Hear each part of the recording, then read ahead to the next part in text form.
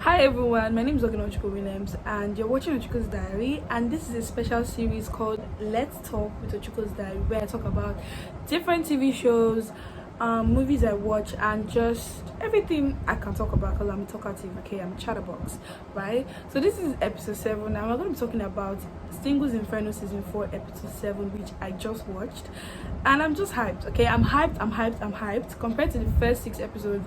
This was a lot to unpack, so let's get on with it.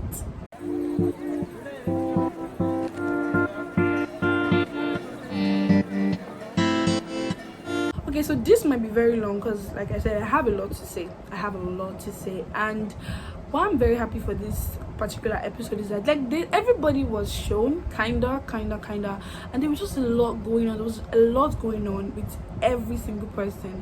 So I'm just gonna start with the 3 couples who went to paradise, because every major thing happened in that paradise, okay, in episode 7. So 3 couples went to paradise. We have Sian and Jonso, Taewan and Jiyeon, and Arin and Dongo, yes. Okay, so these 3 couples went to paradise, and specific things happened with these 3 couples. I'm going to save the best for last, right? We're going to start with Arin and Dongo because they were the chillest couple ever. Arin and Dongo remind me so much of Sion, and I think it's Sion and that very tall guy, which was kind of like the youngest in, I think it's season 3. Now, Arin is a very chill person. When she reviewed her career, I was like, she's a model as well, right?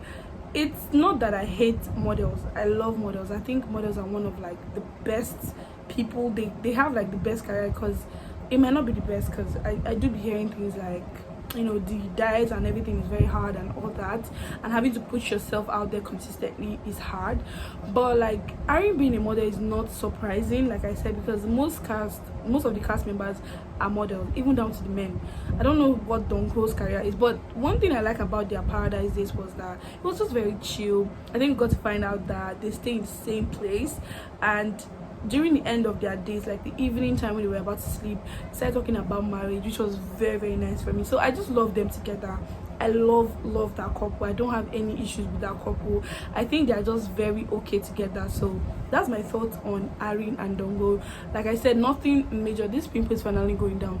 Nothing major. They just seem like a good couple together. I hope nothing happens to them, because I still, you know, there's still 2 other girls who like Dongo, Eugene and Hailin.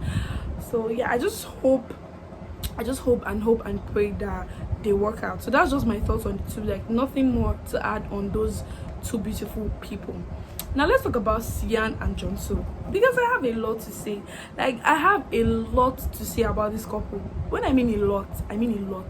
Now there's a lot of discourse going online, like people who watched, like myself, who watched it on TikTok. If you go to TikTok, you'll be so surprised at the amount of people that are talking about Jonso and Sian. Like, they have been on the headlines. The 3 couples, in fact, they've been on the headlines. Now, Sian and Jonso remind me of one couple, that couple in high school that, you know, they are toxic for each other, but they just work. I mean, I love their dates. Everybody's saying they didn't like their red flags. I love their day. I feel like they had a lot of chemistry together. They were just very touchy and very intimate. Let me use the word intimate together, because it's not intimate in like the other sense. Intimate in like they were very close. And there was a scene where Jonso was also looking at Sia, and I was like, this guy's in love.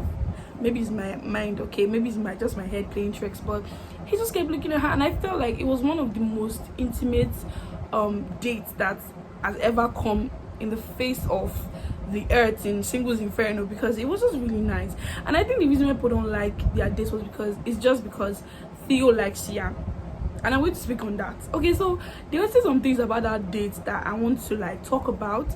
The first thing has to be, the date was okay, the date was nice, they talked a lot, and then there was a point where Sian was like talking about Jongsu, and I think she cried, and then she said Jonso is just a friend to her.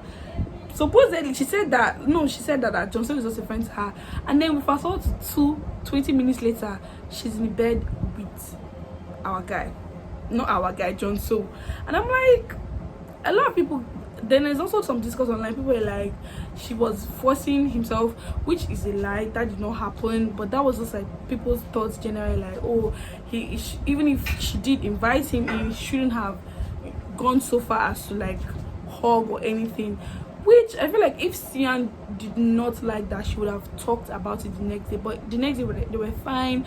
She was even putting her hands on his shoulder and like, you know, playful banter and all that. So I felt like the people are saying that he kind of forced himself on her, he's just being too touchy, like even if she was drunk.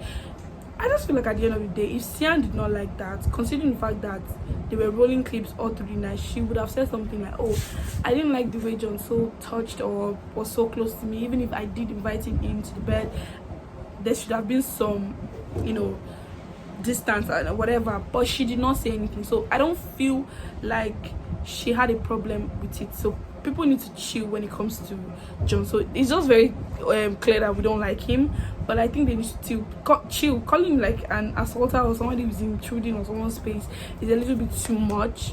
I don't think she thought of it like that. Like if there was something like that, they wouldn't have been so close the next morning. You get what I'm saying? So that's just my thoughts on that situation as well. And then I'm going to talk about Sian as a person.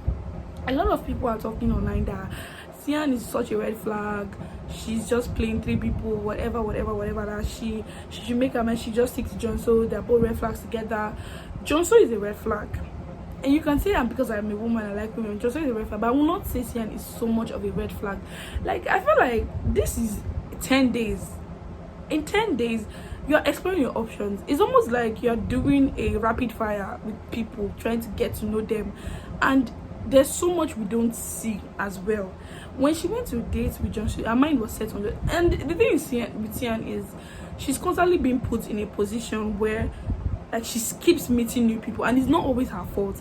Jungsu firstly chose her, right? The second time, Theo and her chose each other mutually.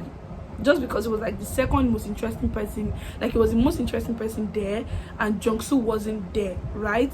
And then the third time, Jonghyun also chose her. She could not have controlled that situation. And the fourth time, Jonso chose her. So it's like, it's not her fault. There was something one of the judges said that I'm going to agree with wholeheartedly. She was like, when you have these three people who seem so good to you, it's always going to be so hard to choose, and you don't have enough time to get to fully see them. So whoever you just click with sticks. It's like, who clicks with sticks? She went on a date with Jungsu. Jungsu clicked and it stick. Like, she was okay with him. And then she went on a date with Theo. Theo has a good vibe. He has another different vibe that she likes.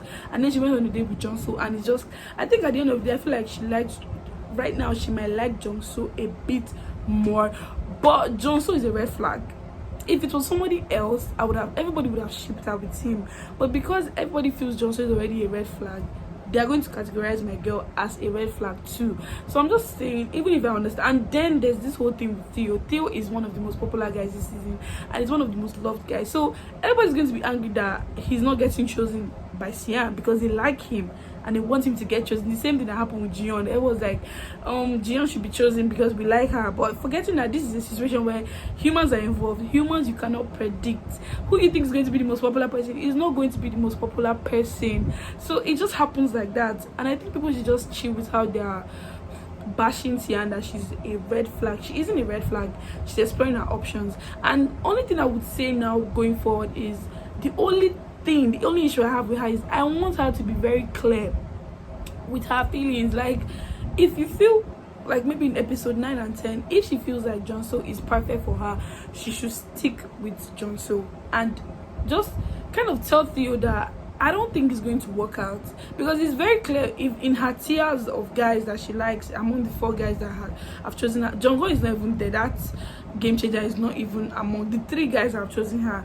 It's so clear that Jonso and Jungsu are the 2 people who are at the top. She has never considered Theo much more than a friend. So I just want him to chill on that. Please, my guy, please chill, because Theo is just too fine and too funny and too, you know, great to be doing that issue. And I'm going to talk about Theo now, but let me just round up on Sian and Joseph. I think they work. I think I've always said that if you watch my clips, I think from episode 3 that I clocked that Theo, I was like, these people are now actually back together, and now it's coming into fruition, right?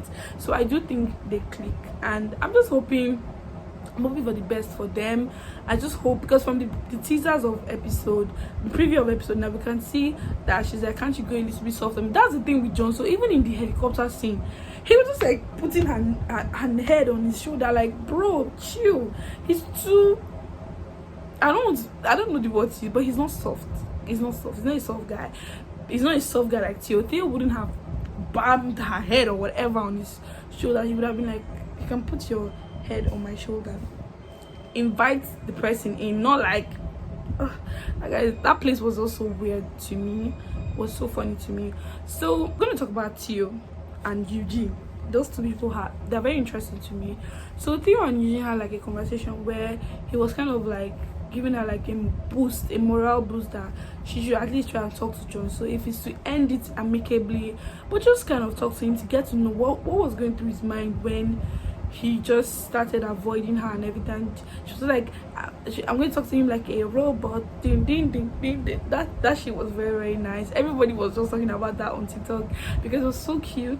And I've always shipped Eugene and Theo. They complement each other so well. They're both very bubbly personalities, and I think they work, but I don't think they work in Inferno, because I don't think they are thinking towards the fact that they may actually fit each other. They are just trying to find their pieces, which are already a piece, which is Jonso and Tian. And that just makes me want to talk about Theo. I think Theo should just leave Sia at this point, because it's very clear he's not really in the running. He's a very soft guy, but people like that often get shelved as friends. So you don't want, they get into that friend zone and they don't come out from there because they're just nice. And it's not supposed to be like that, because nice guys are good, but we don't see them like that, right? So that's just my thoughts on that. I think he should let go of the Sian situation.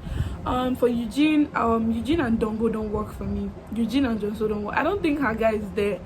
If her guy is there, it's Theo. But if Theo is not gonna work, she should just rest too. Then I'm gonna talk about Jungsu. Jungsu is very boring, and he's a two-faced liar. That's what I'm going to say. Like, how do you two girls, after Sian leaves, the two girls, Helene and Hejim, which are people he has gone on like dates and talks with, come to meet him and like, let's talk about so and so. And it wasn't really straightforward, his answer. He was like, he likes Sian, he likes Jim, he likes Sian, he likes Helene. Pick a side, brother. Pick a side. What do you mean you like Sian, you like Sian, you like Jim? You can't be liking three girls. Pick a side, okay?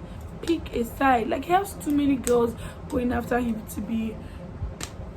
The guy's just a red flag to me. Like, I don't know. I just don't like that guy. I don't know. And I want to give him the benefit of doubt. Like, he's going to get better. Although we have just 4 episodes left, but I'm still hoping that he gets better. Pick a side.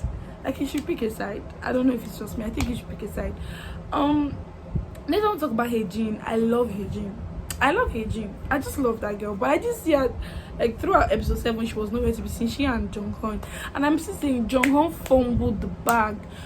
You had this opportunity to go on to become a thing with this person, and then you just fumbled it for somebody who already has 3 options that she doesn't even know how to pick from, and you've not had a concrete conversation with her after the supposed 2-person date you went. Like, what are you thinking? What is that game changer? I think he's not even doing anything to that show. I think they should just remove him, because I feel like Kia would have been a better option than this Jungle. He's not adding anything to the show. He's just there. He's not doing anything. He needs to wake up from his slumber, because my girl Hejin is just there. And I like Hejin. I think she's one of my favorite girls because she has so much self-respect.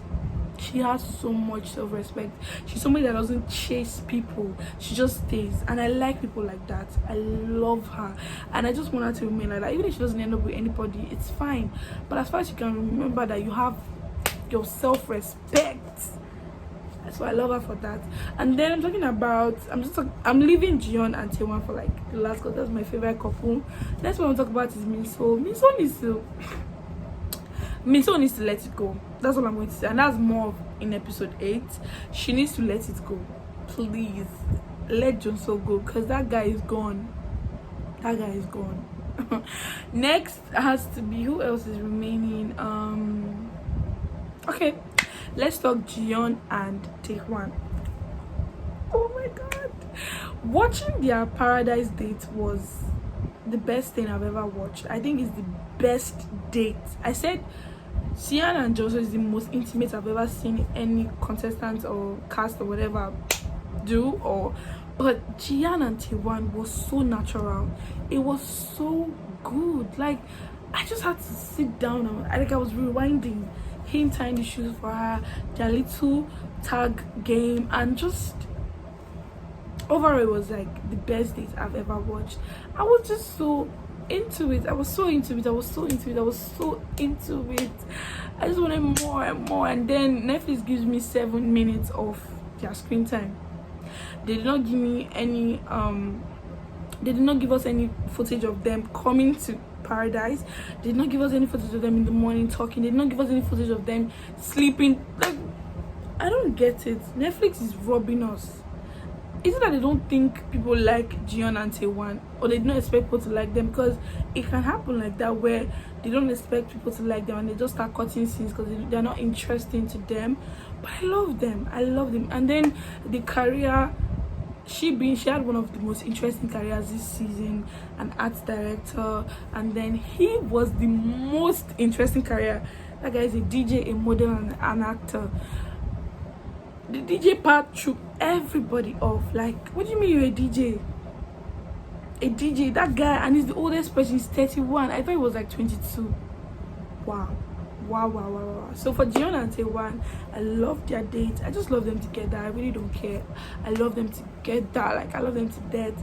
So that's my thoughts. My thoughts on episode 7. Like, I have to just say, episode 7 was one of the most interesting episodes I have watched. And the only most interesting episode that tops episode 7 has to be episode 11, 12, and 11, 10, 11, and 12 of season 3, where the whole bonfire and crying that her son did, and then the last episode where she tells Gwanhee off. So anything apart from that, the second has to be this 7, because a lot of things were just happening. Like, a lot of things happened in episode 7. A lot of things.